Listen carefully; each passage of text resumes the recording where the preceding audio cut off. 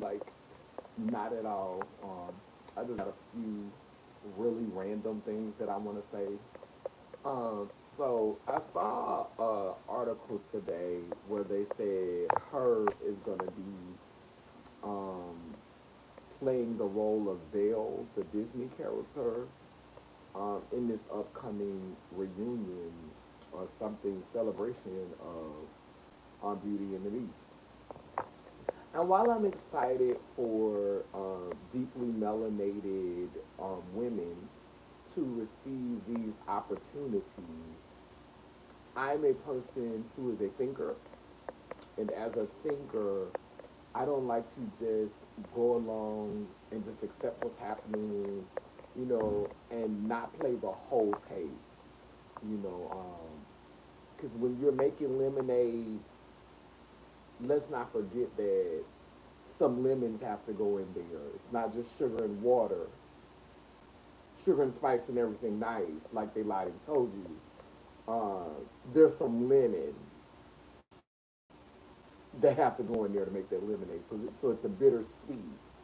So this is the thing that I want to remind deeply melanated people, because let's be clear, um, just like when trans people play straight people or play cis heterosexual people in movies, some of the girls get offended by that, but then some of us, we're not even bothered by it because we're not even repping, transness like that. We just, a lot of us are just trying to blend in, just trying to fit in.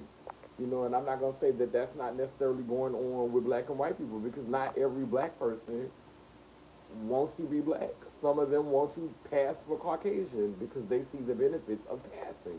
So I feel like that happens in a lot of different communities. But with me playing the whole tape in regards to a black girl playing Ariel, I'm just kind of like sick of the race baiting with this whole conversation, because this is my personal opinion. I don't think it's as much as I love Chloe's sister. Her name slips my mind right now. But um, as much as I love her, like I liked her in Grownish. I like her singing voice. Haley. As much as I live for Haley, I and as much as I live for Mermaid. So let's be clear, I'm gonna watch it. I'm gonna watch it from beginning to end, from start to finish, and relish it. Know, but I would have preferred them made a character specifically for her. Just like I would prefer them making a character specifically for her to play in the reunion. Like give like this whole, now it's our turn to play you. Like, that bothers me. Like, now we finally get to be the white people. Like, and so when we look at the etymology of the word black, um, we understand that it comes from an origin or a root word that was like blank, that means to bleach up pale. And so we're being consistent. It's consistent with what the word, what the root word black meant, to bleach or pale. The children are literally conforming and assimilating to receive validation and celebration from your oppressors. Because at the end of the day, other black people who in their mind don't have anything, because all of the value comes from the accolades and the acknowledgement that you get from masses. Of course, they're gonna be happy for you because they think, child, you ain't nothing until Master noticed you. Until Master then gave you an award, or Master then paid you some attention, child, you ain't nothing. So we have so many, deeply melanated people who have that mentality that you have not accomplished nothing. Your life does not amount to anything until Master give you some type of plaque, or until you can stand on that big stage and Master clap for you and say you've done well. So that is a huge, um, that's a huge trend that just really, really just kind of like reverberates throughout black culture that you're somebody when massa calls your name. When massa calls your name, you're somebody now. So, and I don't, I mean, I don't really have too much to say about that, but please understand this. The more they allow Negro beings with negritude, Aborigines beings who have this, who look like this and not like this, the more they allow them to play these princesses and the more characters they create for these princesses, 5 or 10 years from now, when it's a white girl, when it's a girl with pink toes playing the frog princess, I don't want y'all to feel away. Don't be, oh, I love Disney making people mad. Disney keep making these white people mad. Like, have that same energy, have that same energy when your favorite black princesses all of a sudden have pink toes. Just have that same energy. That's all. I don't want you to be, cause a lot of black people, y'all just really, really just tickle now that they taking all of these white princesses and dipping them in chocolate. Still the same construct, the same script, different cast literally. They ain't changed anything to reflect black culture. They just took a white girl and literally dipped her in chocolate. Ariel's role is still going to be the same role, just dipped in cocoa. And what does that say? Is there an actual difference in culture, or is the culture now all the same? See, I don't think you realize what this says about us culturally when you could just take a black person and then they just go and play a white person, or they just fall right into character and play a white person. What does it really say about us culturally? Like, is it that easy? Like, it's one thing for you to, like, for trans, I live my life in female spaces. And so I interact with a lot of females in those spaces. And that's also in my DNA. Obviously, I have a mother, I have a grandmother. And I think some of us have Caucasians in our family as well. Maybe not direct, maybe not direct, and maybe we don't interact with them all the time. But just to jump into character and play a role that was created for a Caucasian person like it's nothing. Like for me, I was all excited when Ariel was gonna play, when Haley was gonna play her. At first, I was really really excited. I jumped on the bandwagon. But now when I see all of the memes and when I see all of the, like rubbing it in Caucasian people's face that Ariel's gonna be black, like I just feel like it's a setup for a punch in the face down the line, and a whole bunch of people who are so happy about Ariel getting this role, about Haley getting this role of playing Ariel.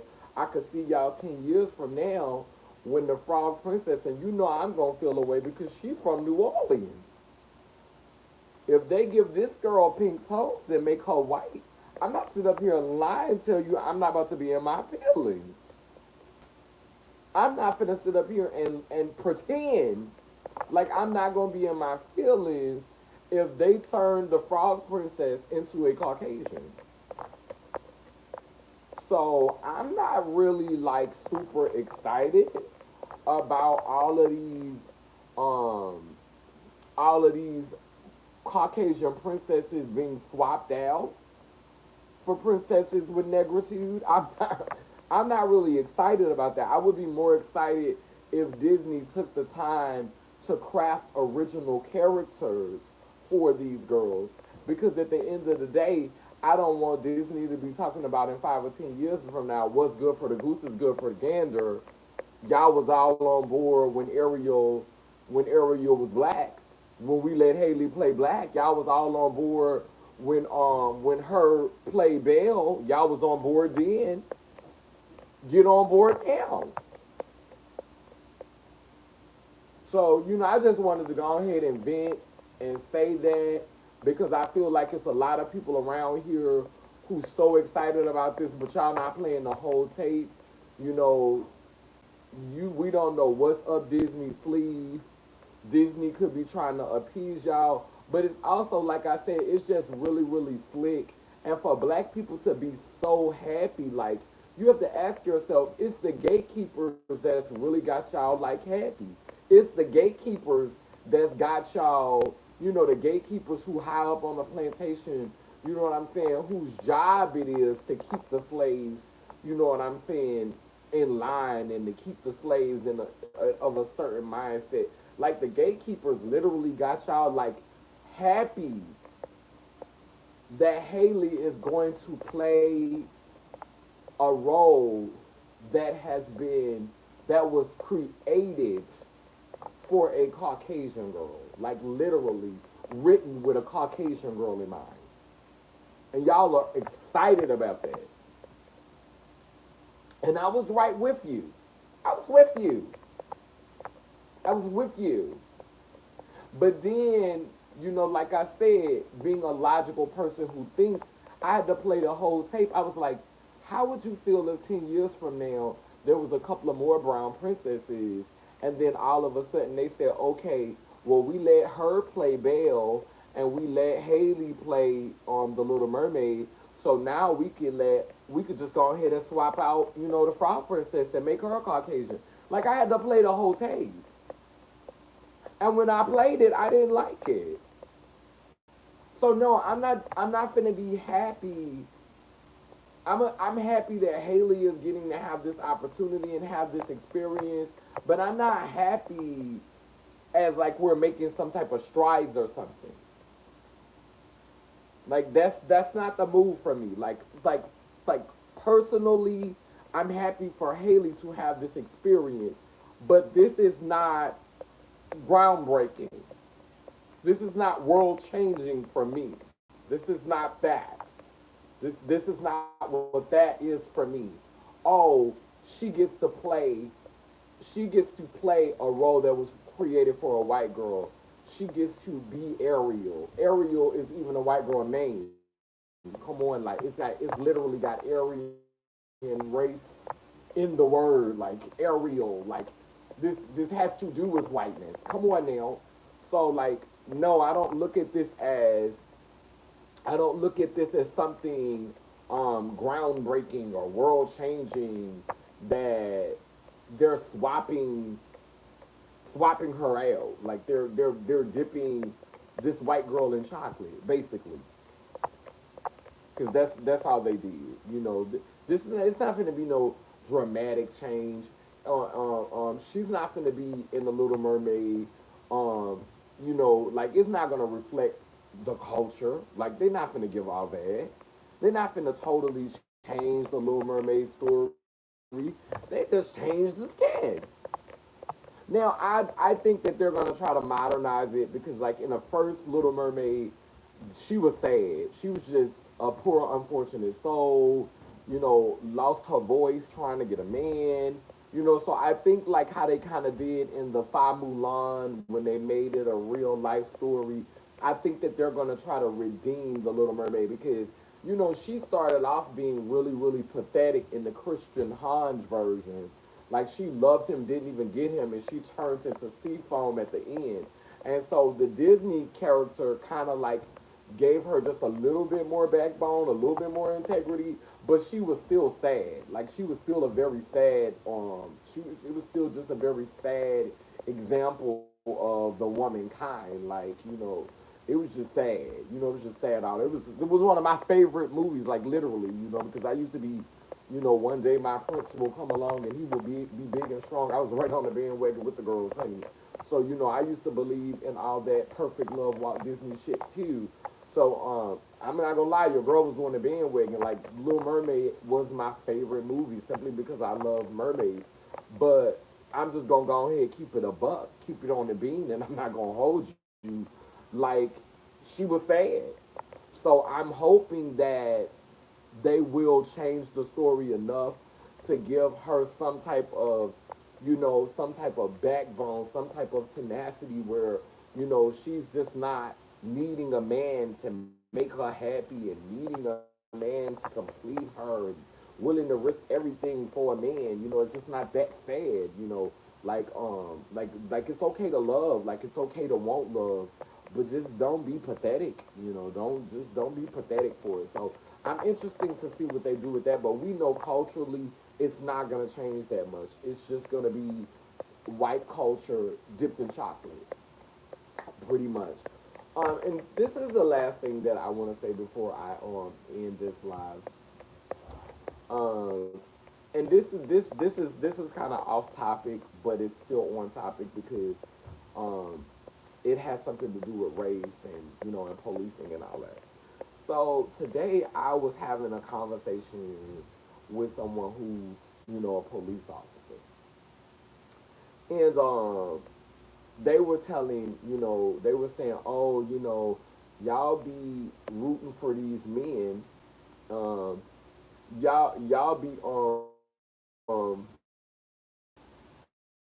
y'all be rooting for these men and y'all be in these men corner, but the moment these men put their hands on y'all want to call the police, y'all want to call us, and we're not the bad guys anymore.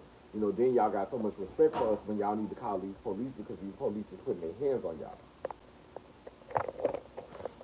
Child, I am 45 years old, and I am not looking for violence, with men, with partners. I'm not looking for any of that. I'm not a big bad bitch. You know what I'm saying? I'm not the strongest. I'm not the smartest. I'm not the prettiest. I'm not I'm not any of those things. But I'm also not the dumbest. I'm not the ugliest, and I'm not the slowest. Um, I ain't calling the police for nothing. If you mess with me, I'm gonna put whips on you.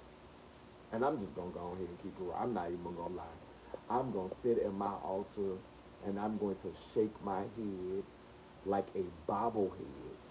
I might even slit a chicken throat and bathe in chicken blood on your ass. I'm too old. I'm old school. I am going to put a root on your ass. Especially if I didn't do anything to you to merit you doing violence to me.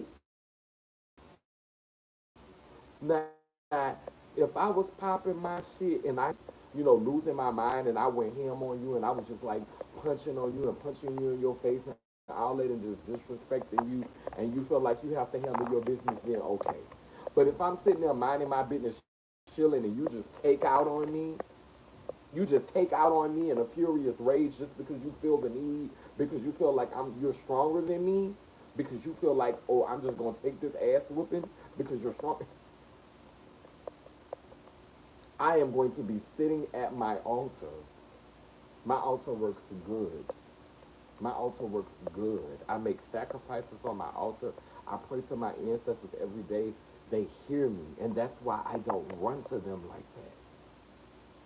Because I try not to do that. But if you take out on me and bring violence on me, I'm going back to the old school. I'm going back to the ways my ancestors did.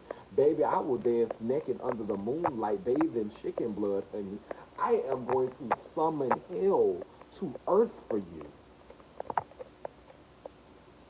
You're going to wish I did call the police. You're going to wish, you're going to wish. Sweetheart, I'm from Louisiana. I was born in the Crescent City. I was born at Tulane Charity Hospital in New Orleans. I am going to call hell up from the bottomless pits of the earth and not only curse you, but curse your neighbor, the look at your neighbor and say they getting cursed too. Her cousin, I'm cursing you and him, your mama and your cousin too, walking down the strip on Vogue. I'm cursing everybody. I'm cursing your whole bloodline.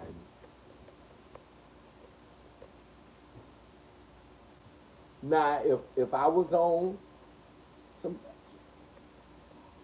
and I was, you know what I'm saying, I had them laid them, put them paws on you, and it was a retaliation. Hey, sometimes you gotta know. You gotta know when to hold them, know when to fold them, know when to walk away. Not take an ass whooping, as long as you don't go too hard. You know what I'm saying? Blacking eyes and breaking teeth and doing all type of foolishness like that. I got the hex you. Got the hex you. The hex you. I got to curse you. I got to curse you. I got to curse you and your ancestors. I got to curse everybody in your bloodline.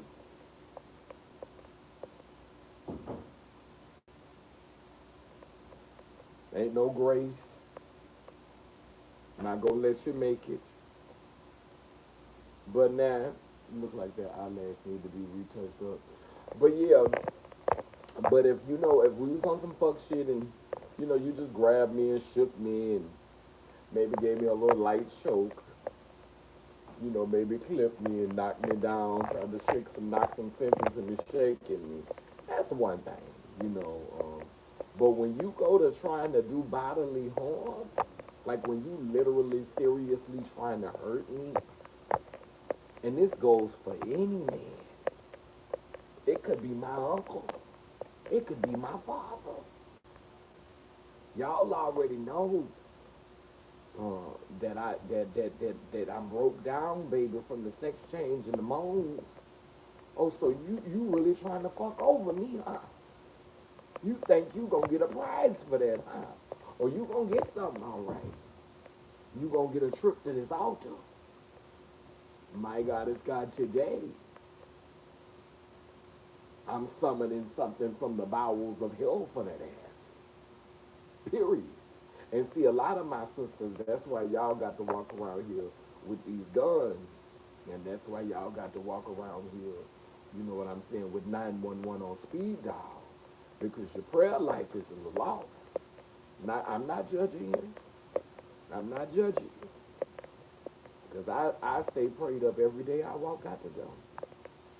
Because I know ain't nobody promised nothing. But baby, when your prayer life is where your prayer life needs to be, and you see the old folks they used to say, oh, I'ma pray for him. Oh, I'ma pray for him. And we take that shit lightly, like we done got to the point to whereas we just totally disrespect our ancestors who used to say, I'ma pray for you. Who used to say, oh child, I'ma pray for you. I can't do nothing for you financially, but I'ma pray for you. We just totally didn't see the value in that. And I'm not gonna lie, when I was coming up, I was like, I'm so tired of hearing y'all talk about y'all gonna pray a little bit.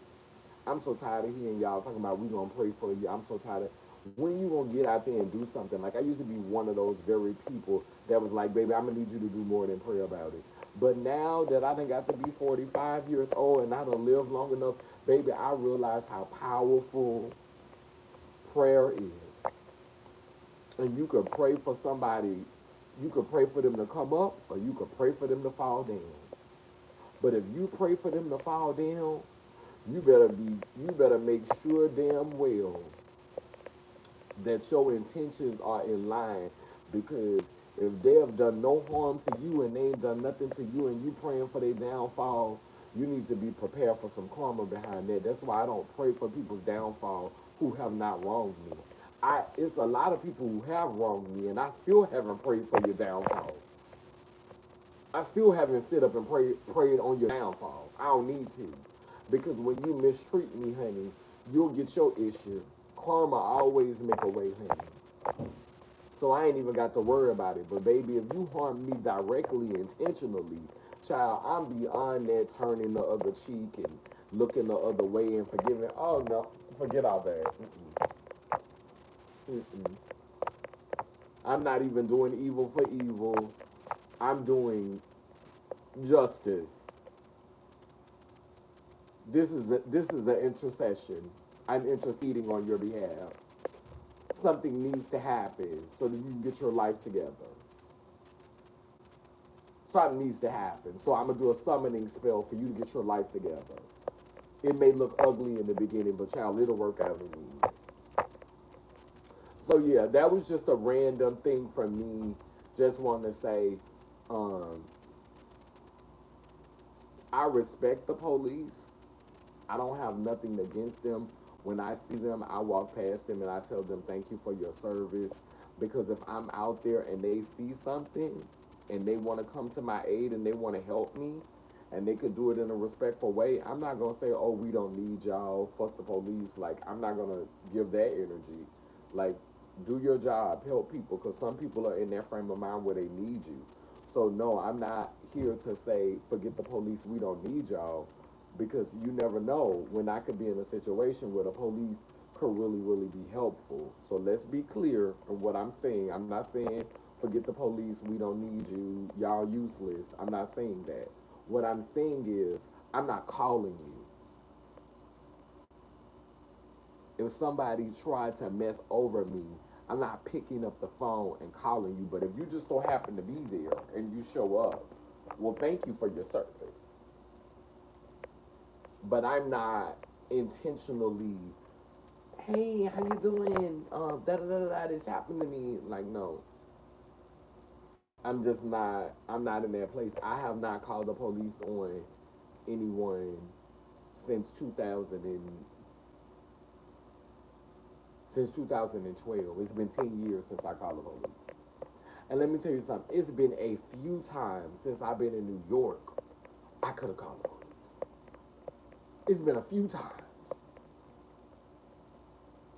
I was staying at an RSO one year. A dude heard my voice before he saw what I looked like. So you know my voice is deep and raspy. So he was expecting some type of little butch queen or something. Maybe some big old tall, trans girl who looked like she had just started moaning. So he was expecting a different picture. This dude was in the room sharpening a stick so he could jug me with it and had them pour some bleach and water into a bottle so he could spray me in my eyes because he was high as off a Tina. And he thought that I was gonna come in his room and try to rape him in his ass. With what penis? He went downstairs and told the people that he heard me saying that I was going to come into his room and rape him in his booty hole. With what penis, sir? So there was some trauma there, some things that we probably could unpack, but we'll have to unpack them at another time. But you went down there and told those people that I was going to rape you in your booty hole, sir. You were sharpening, you were making a shank, and you had bleach and water in a bottle in which you meant to do bodily harm to me. And I did not call the police on him. There was another instance when I was in the RSO, and there was another person who was threatening me and threatening bodily harm to me, and I could have called the police. Like there's been, let's be clear, child. It's been so many times where I could have called the police. It's been so many times, so many times. And black men are always saying, "Oh, they make it look like, you know, like we abandoned them and like we don't care about them. You know what I'm saying? As the black trans women, we don't care about them. Child, boo. The last time I called the police 10 years ago, my ex-boyfriend, not the one who I was married to, but another one that I was with, the one who incidentally gave me the nothingness. slapped the shit out of me. And I threatened to call the police on him when he slapped the shit out of me. And he dared me to call him. And so that's why I called him. He literally dared me to call them. So I called them to show them that I was not scared to call them. Yeah. Yeah. So but after that day, I literally was like, I gotta learn how to deal with this shit on my own. And that's why I just gotten better at my prayer life. I've gotten better at casting. I've gotten better at manifesting. I've got better at conjuring. I've gotten better at, just really getting direct results when I go to my altar. So, at this point, mm-mm. Like, I don't want to wear you out, but if you trying to wear me out, I ain't got no choice but to wear you out. That's how the cookie crumbles. You trying to wear me out, you know, child. After I finish putting this word on you, you gonna wish I had called the police. You gonna be like, could you call the police? Because a lot of y'all think them roots is a joke. But child, we have ancestors who live for that. They be waiting on you to hit them up. They be waiting on you to say. They be waiting on you to give that energy. They be waiting, and a lot of y'all have not tapped into that because you too busy praying to Father God, King Jesus. But you got ancestors who are waiting for you to be petty. You got ancestors who are waiting for you to give that energy. You got ancestors who are literally sitting up waiting. Like they literally like saying they literally like they getting ready to jump in the double jump rope. Talking about some put me in the game, coach. Like they literally is waiting for a shot. All you gotta do is say, mumble that right word, set out that right plate of food, do whatever ritual you feel like you need to get their attention. Because you know they're gonna want you to do a little something for them.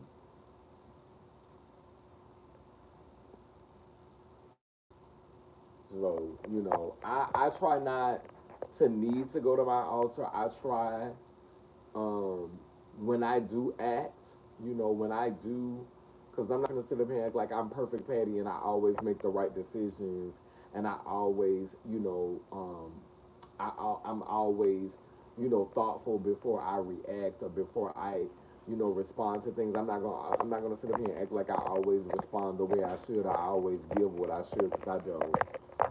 Sometimes, I let my temper get the best of me. And sometimes I put myself in foolish situations because I allow my temper to get the best of me. And for that, I could take responsibility. I'm not going to put no root on somebody when I sit up here and started the shit. I'm not going to put no root on nobody when I saw an opportunity to do that, to de-escalate the situation. And I decided to keep going with the fuck shit, knowing what the potential outcome could be. Like I'm not going to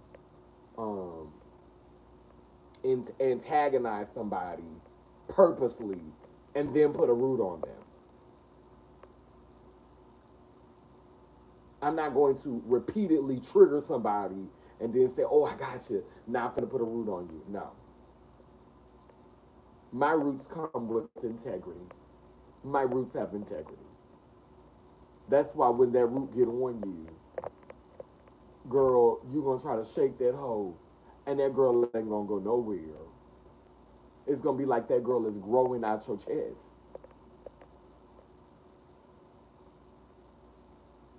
It's gonna be like that girl is growing out of you. Uh-huh. That girl's gonna be rooted in your DNA.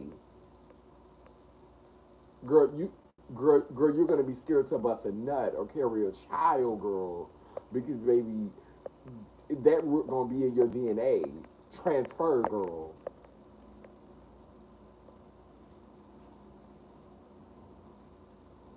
Right. You know, New York will make a girl mean and make a girl more aggressive.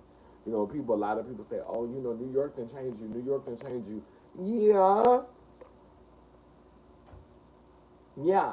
You have to be aggressive here. You know, you can't be no, you can't be pussyfooting up here. You finished, Papa? Okay. Well, let me go ahead and get off this live. Yeah, I said everything that I wanted to say. You know, we went from talking about mermaids to root work. Typical with me. But anyway, yeah. So I love y'all. I have some candles lit on my altar, representing past, present, and future. Can't be okay. Okay. um, yeah, I have some candles burning on my altar. They represent past, present, and future. I'll blow them out later, but you know what the candles represent. Lighting a fire to guide our ancestors to the next part of the journey. With that being said, I love y'all. Y'all have a good evening. Take care of yourself and talk to you soon.